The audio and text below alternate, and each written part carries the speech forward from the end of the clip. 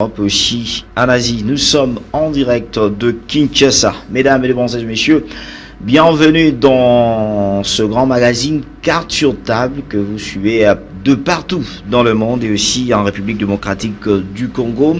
Aujourd'hui, on va en parler dans ce plaisir du débat de ces week-ends. Mouvement sociopolitique agir pour la République. Est-ce ce mouvement? Comment le mouvement se comporte? Des actions? Est-ce ce mouvement est vraiment l'évolution de mentalité ou bien de réajustement de certaines choses sur le plan politique? Parce que c'est bien intitulé agir pour la République. Est-ce qu'ils agissent pour la République démocratique du Congo ou bien ils agissent pour leur intérêt? On va les découvrir dans ce débat. On parlera de la province du Kasaï central. C'est bien. Est-ce cette province évolue ou bien est toujours en train de connaître le temps difficile au moment où on annonce déjà la tournée du chef de l'État, Félix Antoine Tshisekedi, dans le Grand Kasaï. Après, on va terminer avec la politique aujourd'hui, gouvernement Sama Lukonde. Est-ce le pays est tellement géré? C'est ça la question qu'on va se poser. Déjà, un invité de marque sur ce plateau, Jean Bonner Kongolo. Il est conseiller stratégique et membre d'honneur du mouvement socio-politique Agir pour la République, à qui j'ai dit bonsoir. Bonsoir, monsieur le journaliste. Merci d'accepter notre invitation. Merci de nous inviter et nous saluons aussi vos téléspectateurs. Alors, il y a ceux qui vous regardent partout en République démocratique du Congo, aussi dans le monde. Ils veulent savoir ce mouvement socio-agir pour la République. Agir pour le peuple. Agir pour le peuple, Oui. C'est-à-dire vous voulez agir pour le peuple. Exactement. Est-ce que vous pouvez signifier agir pour le peuple? Quel est votre objectif? En fait, Agir pour le peuple vient de se naître il y a de cela 2 ans. Ouais. Et nous avons fait notre sortie officielle à Kananga il y a de cela 4 mois. Et nous avons installé la fédération du Congo central et nous avons poursuivi à Chopo et nous continuons à Kwangu et à Kinshasa au début de l'année 2022. Pourquoi? Parce que nous, les membres de la société civile, Ah oui. après notre analyse sur les contextes de notre pays, nous réitérons encore des analyses mitigées qui continuent à être observées dans la gestion des choses publiques, Ah oui. où nous trouvons, après chaque cycle électoral, les besoins fondamentaux de notre population souvent ne sont pas vraiment réalisés. Et nous nous retrouvons encore après cycle électoral à des deals politiques, à des consensus politiques qui ne donnent pas le pain et qui n'améliorent pas le quotidien du ménage des citoyens congolais. Alors pourquoi vous venez justement de soulever ce compte tenu de la situation de certains, quand il y a un pouvoir qui est sur place, vous n'arrivez pas à voir ce pouvoir-là faire sentir le peuple ce qu'il veut besoin. Une question me vient dans la tête. Pourquoi vous avez choisi les noms Agir?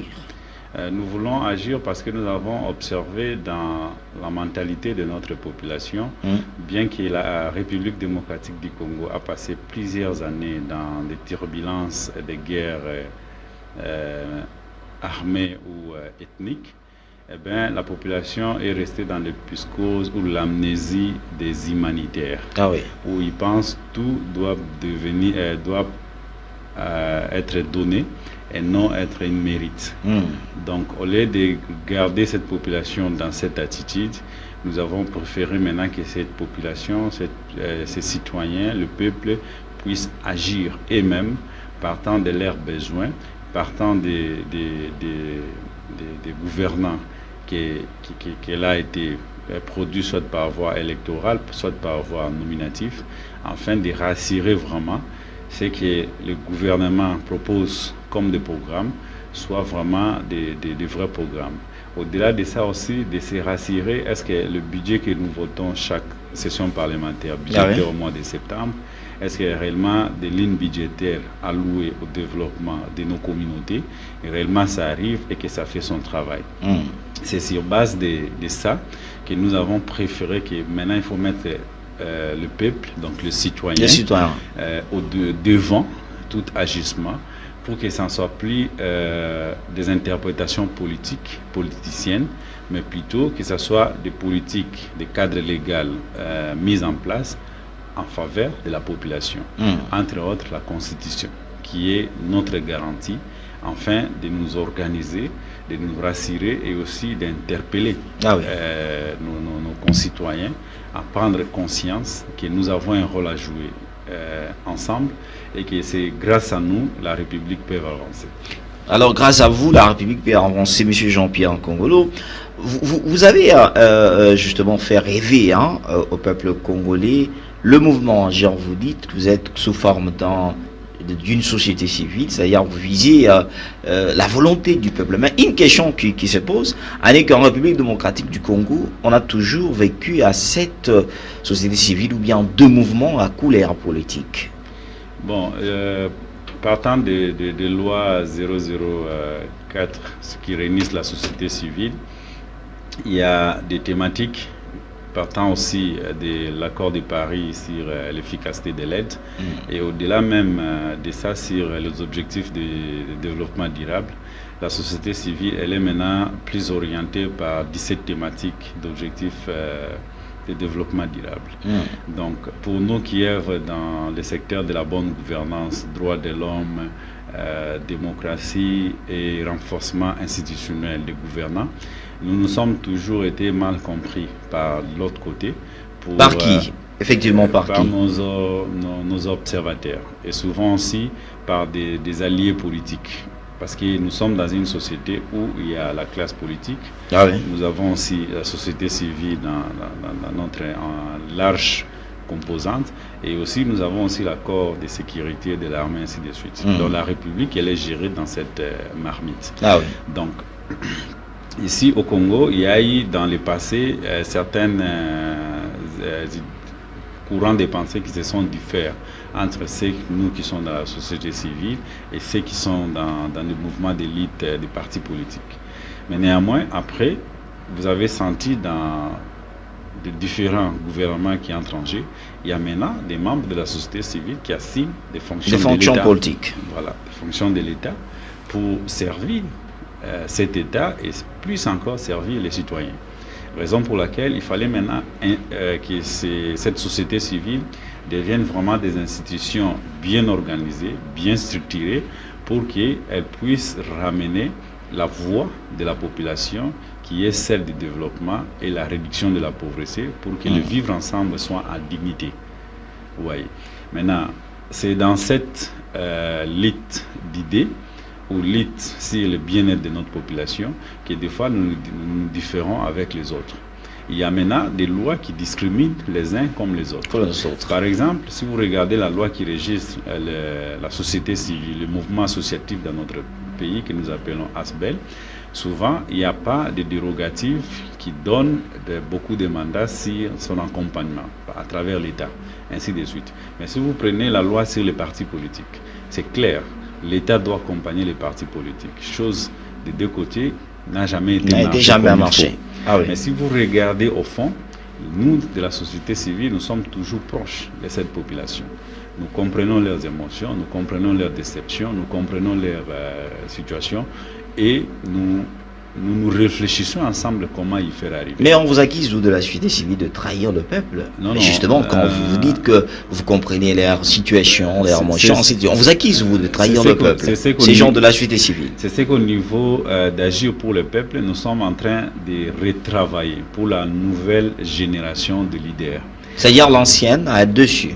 Non, il y a la continuité de la lutte. La continuité de la lutte dans le sens où nous dépendons sur le changement du contexte.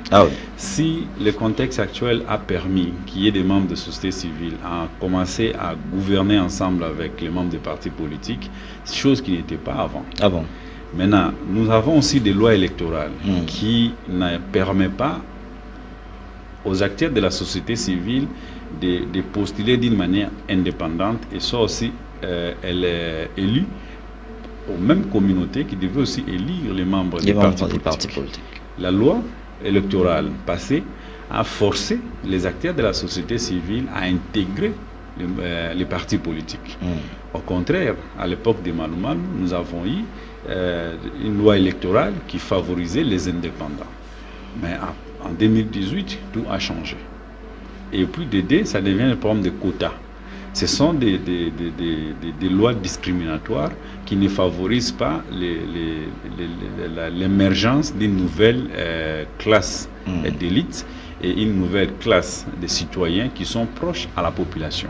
Raison pour laquelle nous, au niveau d'Agir pour le peuple, nous sommes en train de réfléchir pour cette fois-ci pousser pour qu'il n'y ait pas de lois discriminatoires. Est-ce que ça sera facile pour avoir, parce que dans ce pays, on a toujours vu de luttes qui commencent comme ça, mais ce qui fait mal, c'est la fin qui identifie toutes les choses. Ce que nous voulons ramener à la société, c'est pour dire que pour servir la nation, ce n'est pas nécessairement vous n'êtes pas obligé à adhérer à un parti politique.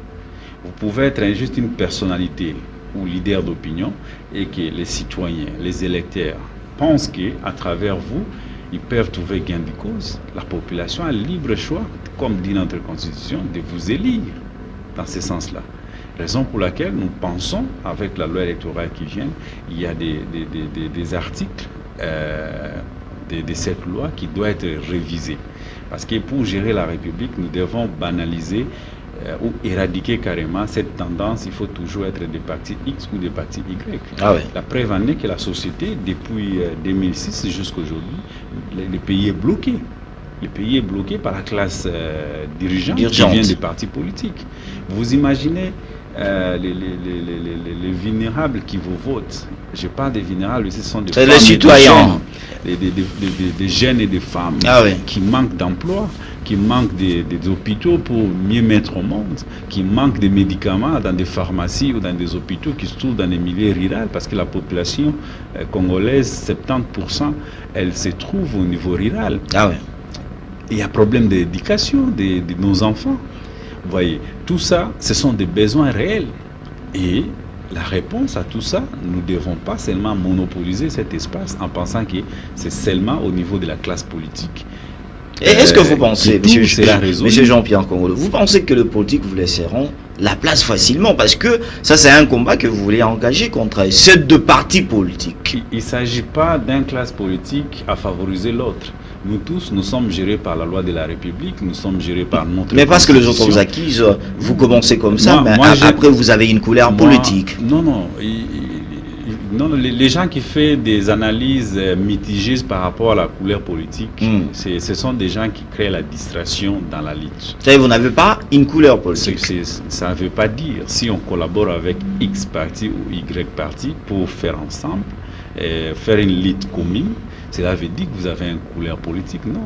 Je vous rappelais à l'époque de M. Joseph Kabila, nous avons travaillé avec ces gens ou aussi avec les gens qui étaient à l'opposition. Nous leur avons partagé nos analyses, nous leur avons partagé nos craintes, nous leur avons partagé nos soucis. Mais cela ne nous donnait pas une connotation. Ce qui est favorable pour nous de la société civile, c'est notre indépendance d'état d'esprit. Pour protéger notre souveraineté, pour protéger les devenirs de nous-mêmes et de nos enfants.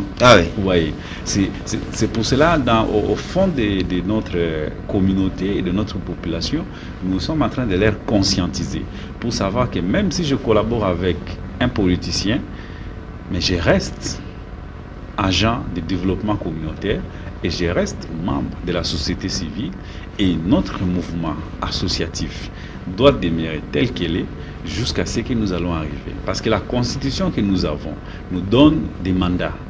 Article 64. Ça n'a pas dit à un parti politique de faire X ou Y. Ça dit à tout Congolais. Tout Congolais. Ça dit la constitution nous reconnaît tout Congolais. Il ne nous reconnaît pas par rapport à nos partis politiques ou nos associations. D'abord, on est des Congolais. Raison pour laquelle, à notre niveau, nous avons dit agir pour le peuple. C'est sur base de l'article 64. De D, c'est l'article 5 de la Constitution. C'est là où notre souveraineté en tant que peuple, ça nous donne mandat de revoir et puis examiner. Mais c'est les journalistes. Regardez ce que nous observons aujourd'hui. Il y a de quoi la société doit réfléchir. Il doit aussi y avoir des gens qui doivent sortir de leur caserne pour proposer des idées pour avancer la société. Pour moi, en tant que Jean Bonheur, je pense les dirigeants des différentes classes politiques partant des partis politiques nous ont pas donné la meilleure de ce que nous cherchons. C'est-à-dire ils ont échoué. Quelque part, ils ont déçu la population. Et cette population en a marre.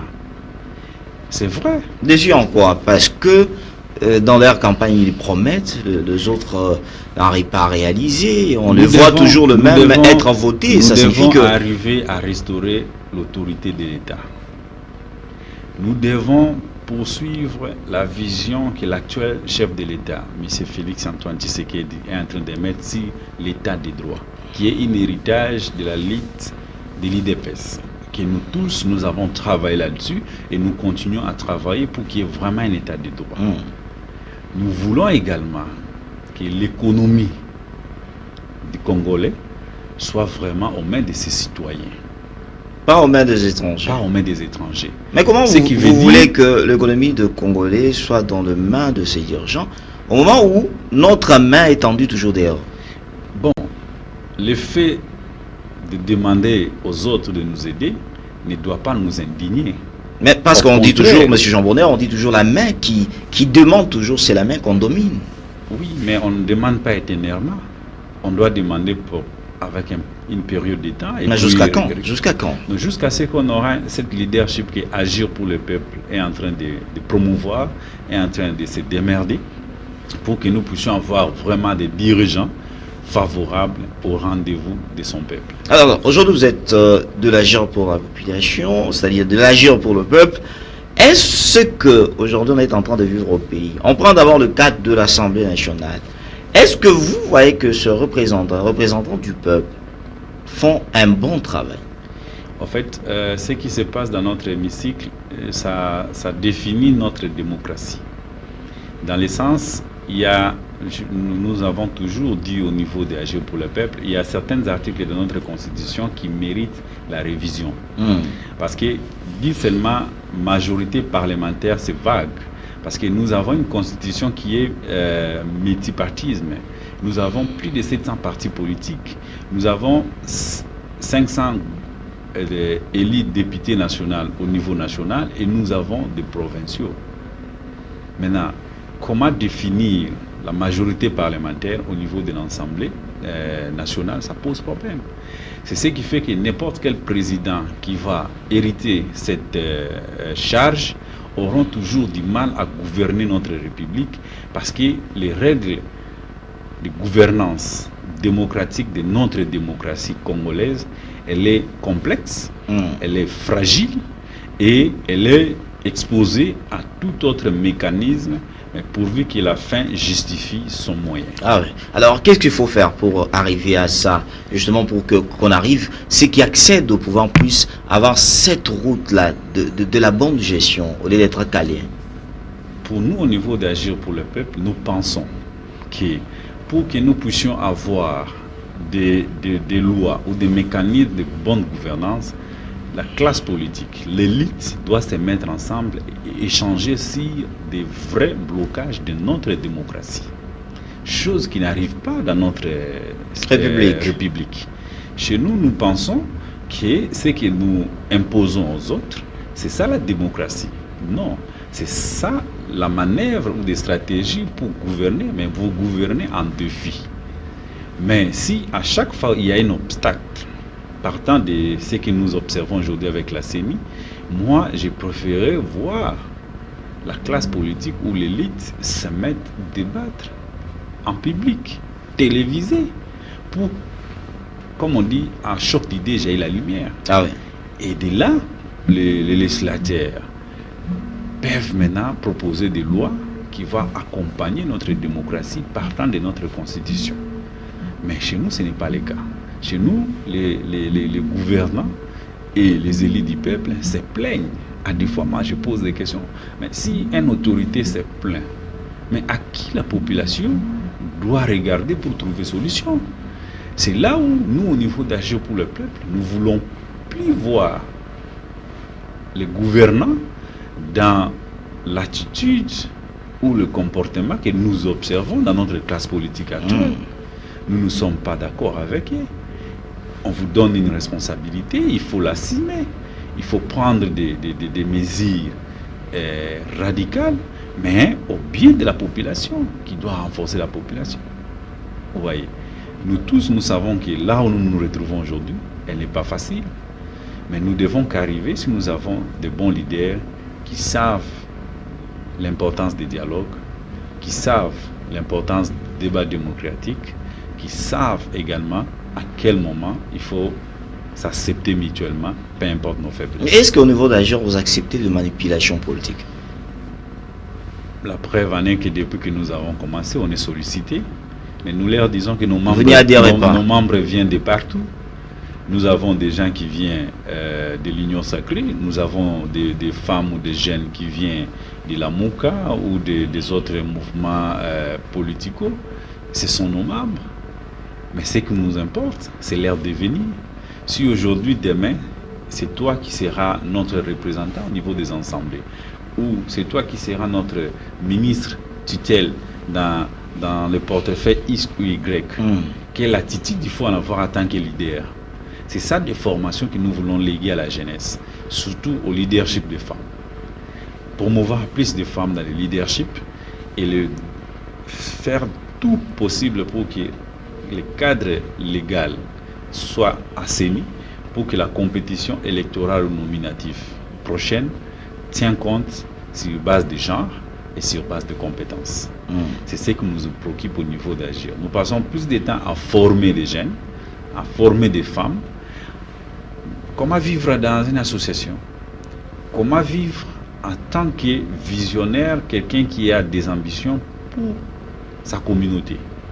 Et nous leur disons, il faut nous battre pour que nous puissions avoir les élections locales, pour que nous puissions avoir des élections municipales.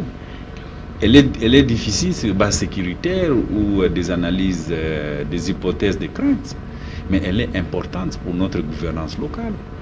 Moi, j'ai du mal à voir des jeunes, trop jeunes que je les rencontre, où nous nous retrouvons avec eux, aspirer déjà à devenir ministre. Oui, c'est bien, il faut l'aspirer. Mais vous avez quel parcours pour faire la différence aux autres que nous reprochons aujourd'hui? Alors, il faut avoir quel parcours? Cette jeunesse que vous voulez au niveau d'Agir, il y a jamais pour faire la différence. Il n'y a jamais eu l'école pour devenir président ou ministre. Mais qu'est-ce que vous Mais voulez? il y a quand même l'école professionnelle, où même un maçon, même un menuisier, même un quado a l'expérience par rapport à ce qu'il fait, qui peut transcender dans sa monde de gouvernance. Donc, la jeunesse ne doit pas banaliser pour dire que ça, je ne peux pas faire, là, je peux. Non, là, c'est limité. Au contraire, si aujourd'hui vous passez plus de votre temps avec des éleveurs, des agriculteurs, des femmes vendeuses ambulantes, elles peuvent vous donner des matières. Mais les politiques, vous n'aurez jamais. Les politiques ont déjà fait rêver à cette jeunesse que pour gagner sa vie, il faut que la politique, est-ce que vous voyez que aller faire les verts et autre chose, ils seront capables d'affronter. C'est ça maintenant notre mandat au niveau d'agir pour le peuple. C'est-à-dire, au niveau d'agir pour le peuple, je voulais vous poser, Jean Bonner, au niveau d'agir pour le peuple, ce n'est pas seulement la politique qui vous intéresse. Pas du tout. C'est le développement. Le développement. Je vous ai dit au départ, mental, nous sommes des associations où nous sommes des acteurs de développement communautaire.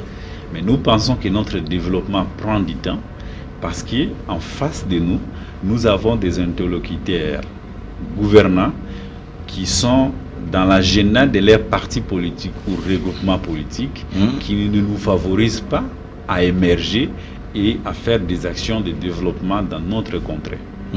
Raison pour laquelle nous devons faire la rupture de cette mentalité. Nous sensibilisons des associations de jeunes, que ce soit dans l'entrepreneuriat, que ce soit dans la bonne gouvernance, que ce soit en santé, que ce soit dans l'environnement, que ce soit dans l'autonomisation économique. Ce sont nos cibles que nous cherchons au quotidien pour adhérer à ce mouvement, pour que le mouvement soit vraiment un mouvement des classes moyennes, pour que la classe travailleur puisse pousser vraiment des réflexions et des propositions qui vont favoriser notre nation. Qui vont favoriser votre nation. Agir pour la République. Aujourd'hui, vous voyez la République démocratique du Congo Quel est avez-vous? Parce que vous vous dites qu'aujourd'hui, vous avez justement pour le développement de la population, que ce soit la vie ou bien dans certains de points très intéressants. Aujourd'hui, avec la gestion de la République démocratique du Congo, est-ce que vous voyez ça vous rendra une tâche facile ou bien il faut toujours recourir vers d'autres moyens? J'ai toujours dit aux jeunes, tant que la démocratie telle que ça se définit dans notre République continue ainsi, eh bien, la réforme ou le changement que nous voulons voir, elle va venir, mais avec le temps. Et si ça va venir avec le temps, pensons plus le temps à former la jeunesse. Parce que ce qui nous garde dans les statu quo aujourd'hui, la nature va régler son compte. Si lui-même n'arrive pas à délier cette chaîne de pauvreté qui préfère nous garder. Mais comment vous allez au moins former cette jeunesse, M. Jean Bonner? Une question très importante que les téléspectateurs veulent savoir. Vous parlez de la formation de cette jeunesse. Exactement. Mais une jeunesse qui est trop manipulée dans de partis politiques, une jeunesse qui est en avant lorsqu'il y a tellement de querelles politiques, c'est elle qui est avancée, c'est elle qu'on manipule. Mais comment vous allez développer cette jeunesse qui est déjà entrée dans cette ambiance politicienne pour retrouver l'agir pour le peuple? Nous avons des modules, et partant de mon expérience à l'international comme en RDC, il y a des modules de formation qui peuvent changer la prise de conscience de ces jeunes. Ce n'est pas que la jeune elle est manipulée. Comment vous allez procéder? Parce qu'elle est vulnérable. Oui. Elle est vulnérable parce qu'il y a un manque d'emploi. Il y a un manque d'opportunités pour commencer quelque chose. Il y a un manque de tout. Maintenant, au lieu de rester dans des coins et des recoins pour parler rien que de la culture et de la musique en particulier, si quelque chose vient, elle préfère aller se défouler dans ce sens-là. Mais nous avons compris c'est une politique installée pour distraire la majorité de la population afin de ne pas revendiquer de ses droits. Qui a installé cette politique? Ce sont des gouvernants, bien sûr. Ceux qui gouvernent. Juste pour distraire la jeunesse congolaise. Exactement. Quand je parle de la gouvernance, je ne vois pas la gouvernance actuelle. Je vois depuis 1970 jusqu'à aujourd'hui. Tout le monde qui a géré cette république, elle a géré comment? Si ça a été bien géré, on n'allait pas nous retrouver aujourd'hui avec des situations que nous en avons. C'est tous ces mondes-là que moi, je regarde comme des repères, des références pour que la jeunesse montante puisse apprendre d'eux. Est-ce que ça sera une chose facile? Parce que on a habitué à une jeunesse. Hein. Vous voyez quelqu'un qui se lève le matin parce qu'il y a un parti tel et déjà créé. Hein, dans chaque parti, on trouve la Ligue de jeunes. Non, l'esprit de créer, ce n'est pas aussi un péché. Je vous reviens toujours à la Constitution. C'est la nature de notre Constitution. La liberté individuelle. Nous avons droit civique et politique. Donc, à tout moment, un jeune qui se sent que c'est le moment d'aller dans X parti ou Y, il faut l'encourager. Mais l'essentiel, de veiller à son parcours. Vous vous rappelez, le prof Luzolo nous ont parlé une fois, c'est parti comme un slogan, mais moi j'ai dit c'est toute une philosophie, il fallait réfléchir. Les koulouna en cravate. Vous avez quelqu'un bien habillé, mais en soi, il est nul. Il n'a pas un parcours professionnel, il n'a pas un parcours académique. Mais aujourd'hui, c'est lui qui est un directeur ou un DG, parce qu'il a fait un combat politique. Vous voyez. Si nous voulons vraiment nous aimons notre République, nous devons aussi revoir dans ça. Une fois même dans les réseaux sociaux, on recrutait au niveau de nos forces armées. On a publié un communiqué à la RTNC. Quelqu'un a balancé dans les réseaux sociaux en disant quand on recrute à DGI, DGRK et les autres, on ne voit pas ces gens de communiqués. Il n'y a pas ces communiqués. Pourquoi il doit seulement avoir des communiqués pour ça? Ce sont des petits signaux qui montrent que la société réfléchit. Pour moi, tant que ça va durer, tant que ça vient de notre pastorat, des passions de servir cette République, eh bien, tant que nous respirons, nous allons voir ce que nous espérons. Et nous ne voulons pas ramener la jeunesse à des styles de politique qui ne nous a pas aidés. à des styles, des associations qui ne nous a pas aidés. Mais c'est pour cela dans la cette jeunesse-là a grandi déjà dans cette politique-là qui ne nous a pas aidés. Cette jeunesse est en train de grandir. Ça n'a pas aidé parce que dans le mouvement associatif plutôt qu'on a grandi, il y a eu des limites qui a été mises pour gérer un certain groupe d'opinion. Mais nous venons pour briser toutes ces barrières en disant que vous pouvez être dans les X partis ou Y, mais quand vous êtes dans la J, ce qui prime, ce sont nos objectifs et nos missions pour libérer cette République de cette statu quo qui nous garde toujours dans la pauvreté. Vous pouvez imaginer depuis 60 jusqu'à aujourd'hui, nos leaders ne peuvent pas se voir au quotidien. Je vous donne l'exemple du Kenya, là où j'ai passé un peu mon temps, où aussi j'ai étudié là-bas. Il y a une fois par an, le président de la République rencontre tous les acteurs politiques de toutes les tendances possibles. Une fois par an. Une fois par an. Pour discuter sur l'avenir de la nation. Bien qu'il est président, mais il n'est pas la République. Donc il a besoin des autres. Et aussi, une fois par an, ils organisent avec toute la classe de leaders, d'opinion et des masses, peu importe sa façon de se revendiquer. S'asseoir ensemble, prier pour leur nation et mettre de vœux pour leur nation. Mais pourquoi chez nous ça ne se fait pas? Moi, ça me fait mal quand j'observe certaines petites ratés. Mais heureusement, l'actuel chef de l'État a montré certaines étapes. Quand il a commémoré la mort de Mzee Laurent Désiré Kabila la fois passée, moi, ça m'a marqué. Parce que la cohésion nationale, c'est notre ennemi. L'absence de cette cohésion, c'est notre ennemi. C'est qui tue le Congolais. Voilà. Et ce que je souhaiterais voir un jour, si ça ne va pas réaliser avec l'actuel régime, peut-être avec les autres qui vont venir, avec les mouvements Agir, c'est de voir, même une fois par année, des présidents honoraires passer même une petite journée ensemble pour discuter la République. Discuter sur la République ou montrer aux faces de leurs citoyens qu'ils ont gérés que ce qui importe, c'est la République. Ce n'est pas nous les hommes. Donc, cette culture-là, nous devons aussi les ramener chez nous.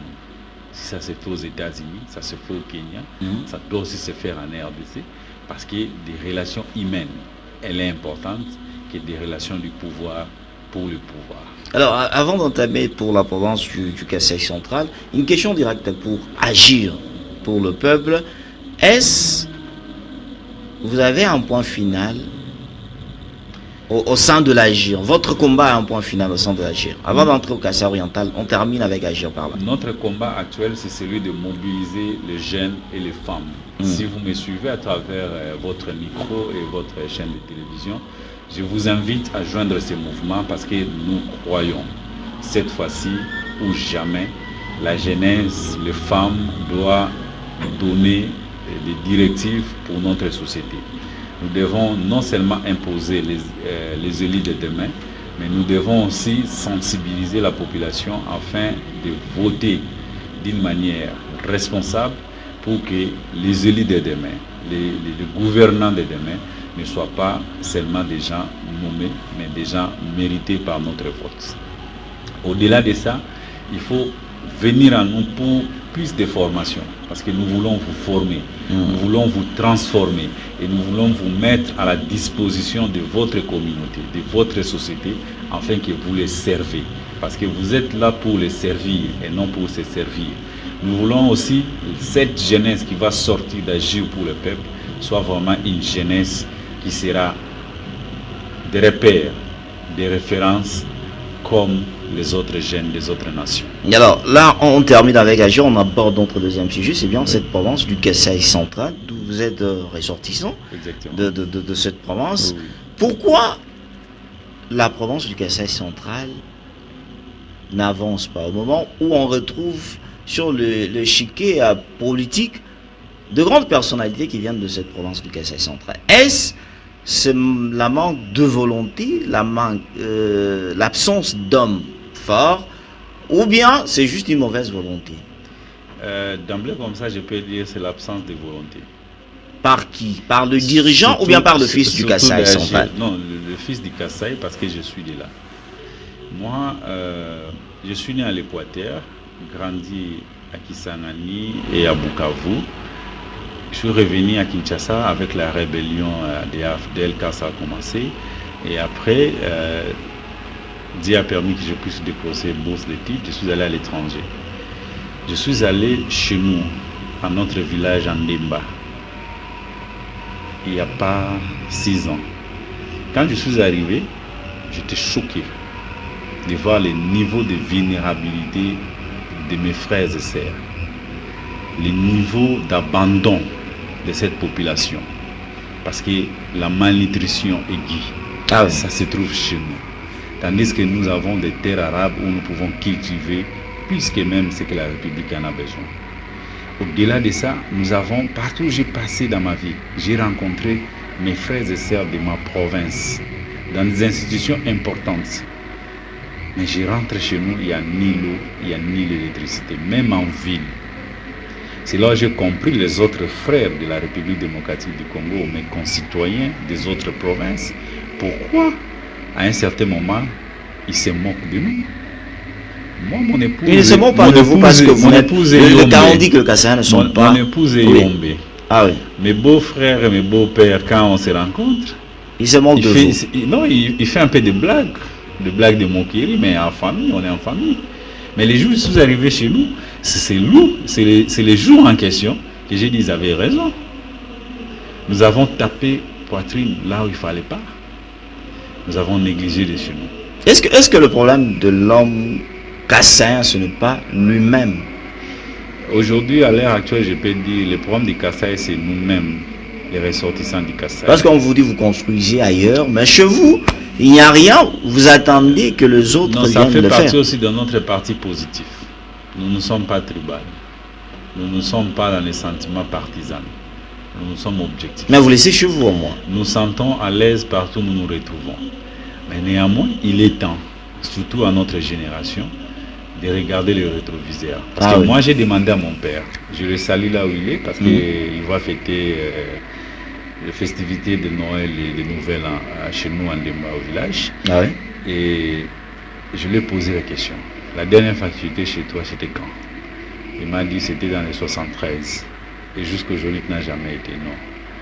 J'ai dit, ça ne fait pas fierté. Il faut rentrer chez nous. Ce n'est pas que nous manquons des moyens ou nous manquons de réflexion, l'intelligence pour transformer chez nous. Mais c'est parce que nous avons cru, les autres feront de chez nous comme nous faisons chez eux. Du fait qu'ils n'ont pas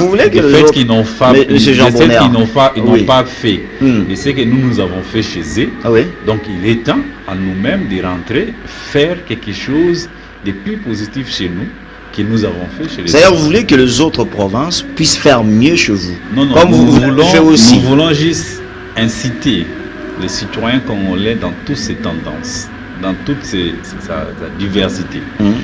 Parce qu'il y a actuellement, avec la crise Kamona Nsapou, la crise de la malnutrition, il y a beaucoup de citoyens qui viennent de l'Est qui travaillent chez nous parce que c'est eux qui ont l'expertise, partant de l'expérience humanitaire dans notre pays, qui ont beaucoup de l'expérience, qui travaillent maintenant chez nous au niveau du Kasaï.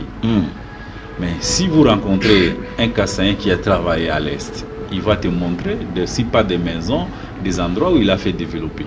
Mais pourquoi cette différence, Jean Bonheur? La différence, ça veut dire quoi? C'est-à-dire le Kassaïen lui-même n'aime pas chez lui. Non, nous aimons chez nous. Oui, vous n'aimez pas chez vous. Nous aimons chez nous. Mais vous ne construisez pas. La jeunesse, partant de moi-même, nous avons eu à ignorer certaines choses que nos parents ne nous ont pas dit la réalité de nos villages. Ce qui fait qu'aujourd'hui, j'encourage plus les ressortissants de ma province. Si il me dit non, je n'ai jamais été, il faut rentrer. Parce qu'en rentrant, ça vous fait réfléchir. Et ça vous change. Et ça vous donne aussi le courage de militer davantage. Et est-ce qu'avec la tournée de Félix Tshisekedi, au-delà de ça, il y a aussi l'aspect politique. Au niveau du Kasaï central, nous avons adhéré à un parti politique de l'opposition qui a tenu fort au régime de Mobutu, au régime de Mouzé, au régime de Joseph Kabila. La politique du gouvernement central n'a pas favorisé le développement du Kasaï central. Ah oui. Raison pour laquelle moi, j'incite beaucoup de jeunes à soutenir M. Félix Tshisekedi avec un œil regardant. Parce que le Kasaï a beaucoup donné. Même on le dit aussi que Félix Tshisekedi ne fait rien chez lui. Comment vous allez le soutenir en regardant avec jusqu'à présent, il n'y a rien qui est fait, mais il y a des projets qui sont en train d'être faits un peu par-ci par-là. Mais nous voulons voir plus. Parce que pour nous, au niveau du Kasaï central, les Chutes Katende, c'est les clés d'or. Nous voulons voir du président Félix Antoine Tshisekedi comme l'héritage de notre élite à son côté. Au-delà de ça, nous voulons aussi voir les infrastructures routières. Connexion comme Kinshasa aujourd'hui à Lufu, nous aussi nous avons besoin de notre frontière avec l'Angola soit ouverte. Et nous voulons aussi les chemins de fer vers le Lubumbashi, Zambie, Afrique du Sud ou Dar es Salaam soient rétablis. C'est l'unique façon d'aider la province à évoluer. Et je voulais aussi aller même loin pour être même trop partisan. Adieu à notre président de la République. Qu'on ne vous trompe pas. Les autres, quand ils sont arrivés, ils ont vite regardé chez eux avant de regarder chez les autres. Ça, lui ne le fait pas. Jusqu'à présent, nous n'avons pas encore vu ça. Pourquoi il ne le fait pas? Ce n'est pas ses propres frères qui les trompent. Nous voulons voir ça dans le budget 2022. Parce que le budget 2021, c'était l'héritage de Ilun Kamba et Sama Lokonde. Mais 2022, il n'y aura pas cette dynamique. Parce que nous avons l'union sacrée. Bien que les élections en 2023, elle est proche, mais au moins en 2022, pour nous au niveau du Grand Kasaï, pour ne pas seulement parler du Kasaï central, nous voulons voir le budget 2022 soit réellement exécuté au niveau de nos provinces. Au niveau de vos provinces. Au niveau de nos provinces. Alors, une avant-dernière question. Est-ce que Félix Tshisekedi, avec sa tournée dans l'espace Grand Kasaï, le Kassaïen peuvent espérer à une bonne chose? Nous ne devons jamais refuser à un peuple longtemps souffert l'espoir que demain ça serait meilleur. Nous allons continuer à travailler avec notre frère, qui est le président Félix Antoine Tshisekedi. Peu importe ce qu'il va ramener chez nous, nous resterons frères et nous continuerons à espérer. Même s'il ne fait rien, vous resterez toujours frères. Il va faire quelque chose parce que nous ne dormons pas, surtout nous les jeunes. Nous allons continuer à lui rappeler et à revendiquer parce que c'est de nos droits. Ce n'est pas faveur, c'est de nos droits. Parce que nous sommes aussi les contribuables comme tout autre contribuable. Le diamant de Kasaï a développé beaucoup de ces pays. La guerre a contribué à la guerre, ainsi de suite. Aujourd'hui, le diamant du Kasaï n'est pas là. Le coton de l'Est doit développer aussi le Kasaï. Le forêt de l'Équateur doit aussi bénéficier au Kasaï. Le cobalt avec au Katanga et le Grand Katanga doit aussi développer le Kasaï. Parce que le Kasaï a apporté trop de soutien quand le pays était en chute. Exactement. Nous avons aidé les républiques à se maintenir. Ah oui. Jean Bonheur Kondo, conseiller stratégique et membre d'honneur pour le mouvement socio-politique Agir pour la République. Vous allez regarder cette caméra, lancer un mot correct à ce peuple qui veut aussi adhérer à ce mouvement Agir, ce mouvement social Agir pour le peuple, et aussi un mot à tous les ressortissants du Kasaï central. Je dirais à ce moment où vous allez me suivre, peut-être le président de la République, M. Antoine Félix Tshisekedi, sera déjà dans les différentes provinces du Grand Kasaï. Ah oui. Premièrement, j'appelle à la population du Grand Kasaï de ne pas se fatiguer. je connais quelque chose pour cette République. Je sais que ce n'est pas facile de sortir de là où nous sommes, mais nous devons garder l'espoir. Et qu'à travers notre frère, à travers notre président de la République, nous allons trouver des solutions à certains sujets des droits sociaux, économiques de notre population. Et que nous devons continuer à croire que le leadership que nous produisions au niveau de notre République sera redevable aux citoyens congolais dans son ensemble et non dans les sélections. Pour le mouvement Agir pour le peuple, en tant que conseiller stratégique et membre d'honneur, j'invite aux jeunes et aux femmes, surtout les associations, parce que si vous militez dans l'association, c'est que vous avez une vision pour votre communauté et votre République. Merci de nous joindre pour que nous puissions nous rassurer que la jeunesse et la femme d'aujourd'hui verra la différence demain dans la gouvernance des choses publiques. Merci beaucoup Jean Bonheur Kongolo, conseiller stratégique et membre d'honneur du mouvement socio-politique Agir pour le peuple. Merci d'accepter notre invitation. C'est moi qui vous remercie, et remercie toute votre équipe et Amen TV. Alors, Amen Télévision vous dit aussi merci. On va vous revoir prochainement en 2022, mais Hervé déjà. Vous étiez nombreux à nous regarder partout en République démocratique du Congo. Avant de terminer, je fais